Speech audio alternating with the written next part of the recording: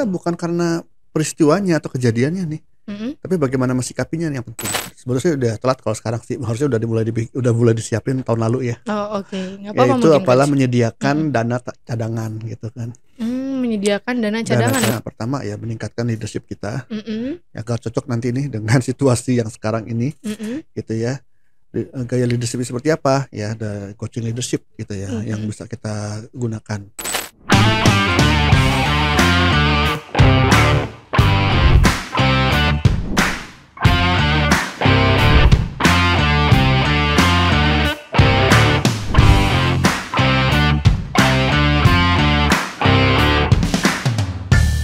Halo teman-teman, kembali lagi dengan saya Aisyah di YouTube channel Coaching for Business. Oke teman-teman, pada sesi kali ini kita mau bahas nih mengenai siapa nih teman-teman yang memiliki usaha gitu kan ya teman-teman.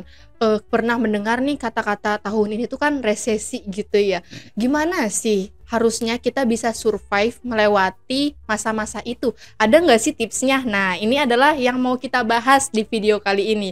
Sebelum kita bahas lebih lanjut, kita simak yang berikut ini dulu ya. Sebelum Anda lanjut nonton video ini, silakan Anda subscribe, like, dan share kepada teman-teman Anda sehingga channel ini bisa bertumbuh. Halo teman-teman, sekarang kita kembali lagi. Sekarang kita sudah bersama Coach Aditya Amijaya nih yang mau membagikan ilmu barunya lagi. Sebelum itu kita sapa dulu yuk. Halo Coach Adit. Halo Aisyah. Halo Coach. Masih Baik. semangat Coach? Semangat. Semangat udah ngopi ya Coach ya? Udah setengah cangkir. Udah setengah cangkir. Jadi efeknya apa nih dari setengah cangkir itu? Efeknya, ya efeknya agak melek-melek sedikit lah. Beneran Coach? Ya, melek bukan ini ya, tapi karena rasa kopi yang pahit itu, jadi melek. Ya kalau pahit gitu kan kayak bikin ada yang mengganjal gitu Sebetulnya loh. sih nggak pahit banget sih, kayaknya manis juga. Ada manisnya sih kayaknya. Ada manisnya. Iya, karena mungkin minumnya lihat aku kali Coach. Oh iya. Oke Coach, kita back to topic ya Coach. Baik Aisyah, gimana? Oke, gini Coach. Kan di tahun 2023 ini ada berita ya Coach ya, yang simpang siur katanya resesi gitu ya Coach ya. Nah, gimana sih ada sahabat-sahabat coaching nih Coach yang sebagai pengusaha, punya usaha gitu, gimana caranya kita bisa melewati atau survive menghadapi resesi ini? Oke, jadi ini menarik ya, karena setiap tahun baru itu pastilah ada challenge sendiri-sendiri ya. Ya betul Saya banget melihatnya Coach. begitu sih, mau tahun 2023, tahun 2022 kemarin, 2021 ada yang ngomong ini, ngomong itu, ngomong ini, ngomong itu gitu kan. Yang akhirnya tuh menjadi suatu potensi challenge yang harus dihadapi para UKM ya. Betul banget. Nah, tahun 2023 ini kan challenge-nya kayaknya resesi gitu ya. Iya, kayak gelap, masa gelap sulit ini gitu. Gelap masa sulit gitu ya. Dan kalau dipikir-pikir lagi sebetulnya sih Indonesia nggak sekali ini aja ya sebetulnya. Udah berapa kali mengalami masa-masa gelap yang katanya sulit itu gitu kan. Dan tetap ada yang bertahan juga gitu kan. Ada sih banyak juga yang nggak berhasil, yang tutup. Ada yang juga yang berhasil, bahkan malah berkembang gitu loh. Oh, jadi ada beberapa bisnis yang ketika ada suatu saat seperti itu jadi malah berhasil. ternyata bukan karena peristiwanya atau kejadiannya nih, tapi bagaimana mensikapinya yang penting. Oh, berarti gimana caranya mencikapi khususnya yang memiliki usaha gitu ya, Betul, UKM gitu itu. ya. Karena ada yang memang yang bertahan itu mungkin juga karena jenis bisnisnya memang yang dibutuhkan atau yang sesuai dengan kondisi zamannya gitu kan. Ada yang akhirnya tidak berhasil, tutup, bangkrut atau bubar gitu ibaratnya itu ya karena memang ini ya nggak sesuai lagi atau gimana gitu ya. Dan itu semua ada juga yang tadinya memang bisnisnya nggak sesuai, tapi dia mau bertransformasi gitu kan. Oh, merubah gitu. Nah, ibaratnya bukan hanya berubah ya, bukan hanya change tapi transform. Apa tuh Coach yang membedakannya? Bahkan berubah bukan hanya kalau berubah benar-benar berubah dari sisi identitinya gitu. Bahkan produk yang dijual pun berubah misalnya gitu. Oh, berarti dia kayak langsung menganalisis gitu ya Coach ya. Ini perlunya apa nih di tahun ini gitu ya Coach ya. Contoh ya waktu awal-awal Covid gitu kan. Kan banyak yang akhirnya bisnis yang karena ada bukan kebijakan malah peraturan physical distancing. Harus di rumah semua, Iya, work from betul. home. Gak boleh keluar. Nggak boleh keluar. Jadi bisnis-bisnis yang seolah-olah harus didatengin manusia gitu kan. Itu tutup gitu kan. Betul. Tapi lama-lama mereka bertransformasi gitu loh. Entah dia bertransformasi benar-benar merubah bisnisnya gitu ya, atau ya dia berubah diri, berinovasi ya. Berinovasi tetap di bisnis yang sama, tapi dia merubah caranya gitu ya. Caranya dia bisa berinteraksi dengan customernya atau kliennya gitu, dengan target marketnya. Intinya itu sih ya, bagaimana bisa adaptasi dan merubah diri gitu ya, yang mau gitu ya. Dan tentu ini nggak gampang sih gitu kan. Iya sih, lumayan sulit Iya kan, ya, Coach. karena itu kaitannya panjang nih. Boleh deh, nggak apa-apa Coach, Untuk merubah diri, merubah bisnisnya aja gitu ya. Wah, panjang cerita nih, karena rentetannya nih dia harus, ownernya harus berubah diri dulu, terus dia harus berubah, mendevelop ulang timnya gitu kan. Karena mungkin kompetensinya yang dulu kepake sekarang udah gak kepake. Iya, karena pertransformasian itu karena ya. transformasi tadi.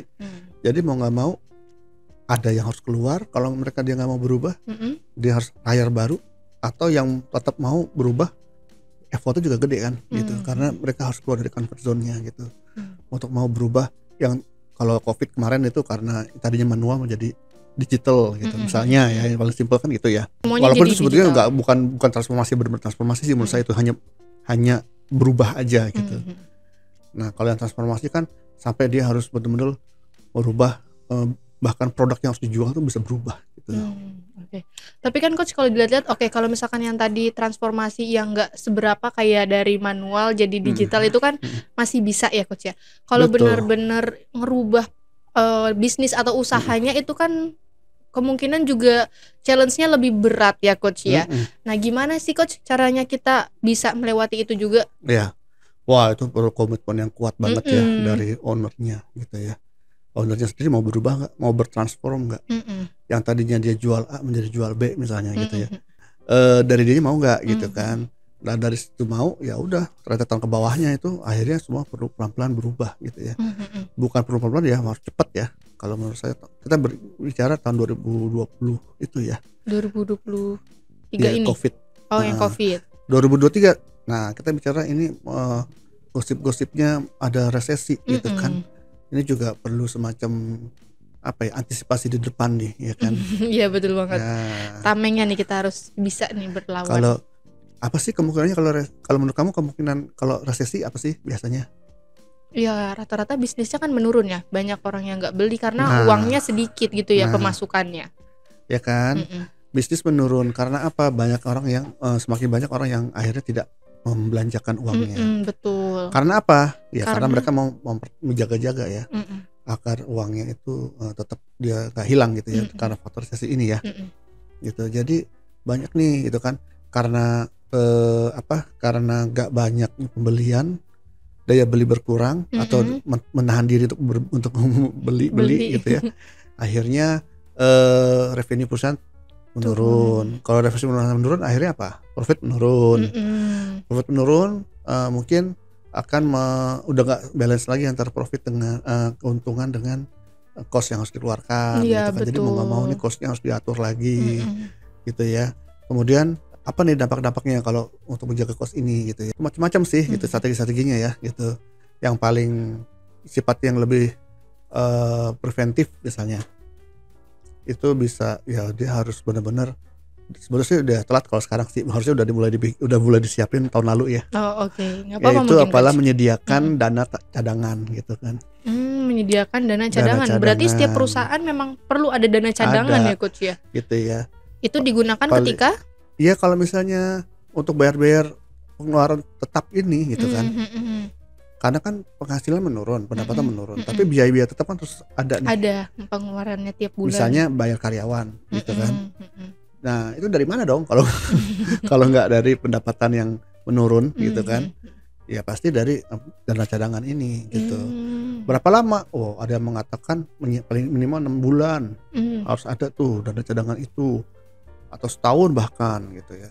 Nah, itu balik lagi ke seberapa prepare mah di awal gitu ya. Seberapa prepare di awal, dari sejak awal dia untuk mengumpulkan dana cadangan ini gitu. Itu jadi pertama itu. Yang kedua ya tentunya tadi efisiensinya ya. Walaupun sudah ada cadangan, ya kan, alangkah bagusnya juga dia boleh berefisiensi gitu kan. Efisiensi yang seperti apa nih coach maksudnya? Macam-macam ya, dari sisi cost yang harus dikeluarkan tadi, apa sih yang bisa dikurangi lagi gitu ya. Bahkan sampai mungkin hutang-hutangnya itu harus diatur ulang lagi, restrukturisasi, dinegosiasi ulang gitu. Atau kita membeli barang-barang yang harganya bisa cari yang lebih murah gitu ya, ya cash coach ya. gap-nya itu ya. Macam-macam gitu ya. Dan semua ini sebetulnya kalau saya jabarkan satu-satu sangat banyak strateginya dan customize sih ya, karena saya nggak bisa ngomong ke semua jenis industri ya. Kalau misalnya coaching itu ya, prosesnya kan lebih kepada customize itu, karena disitulah kita bisa menggali proses berpikir kreatifnya si klien agar mereka bisa menemukan strategi yang paling cocok dengan kondisinya gitu ya. Jadi juga di sini makanya benar-benar perlu ini ya, persiapan tuh harus matang gitu loh dari awal. Oke coach, selain itu coach ada beberapa hal itu, apakah sudah cukup untuk melewati masa resesi itu? Apakah ada tips yang lainnya lagi? Ya mau nggak mau tadi ya harus ada juga dana untuk menginvestasikan development karyawan kalau menurut saya.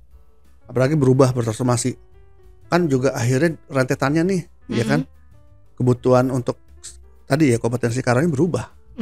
Terus mereka harus di training ulang atau di ini ya kan, di develop lagi gitu kan. Iya betul. Itu kan perlu biaya lagi kan, dana gitu dana ya lagi untuk dicadangkan. Jadi justru dengan kondisi seperti ini investasi untuk improvement atau development karyawan itu juga penting gitu loh.